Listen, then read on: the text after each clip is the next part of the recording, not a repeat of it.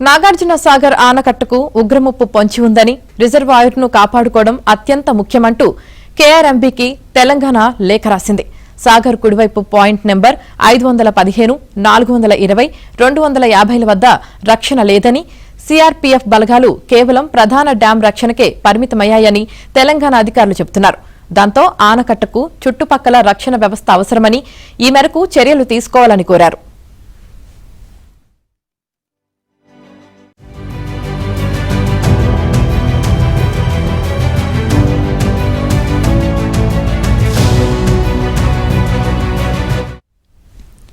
ప్రస్తుతం ఎడమగట్టు వైపు 12 పోస్టుల్లో 70 మందికి పైగా ఎస్పీఎఫ్ అధికారులు, సిబ్బంది 24 గంటల పాటు రక్షణగా ఉన్నారని, కొన్ని నెలలుగా ప్రాజెక్టు కుడివైపు 3 గార్డు పోస్టుల వద్ద రక్షణ కోసం సిబ్బంది లేరని పేర్కొంటూ కేఆర్ఎంబీకి లేఖ రాశారు.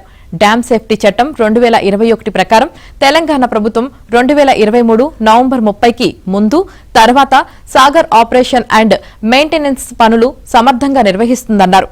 అయితే 3 పాయింట్లలో కాపలా కోసం 3 కానిస్టేబుళ్లు, 1 అధికారిని ఎస్పీఎఫ్ పంపించగా, కృష్ణా బోర్డు అనుమతి లేకుండా ఆ పోస్టుల్లో కాపలాకు అనుమతించబోమని సీఆర్పీఎఫ్ అడ్డుకుందని లేఖలో ప్రస్తావించారు.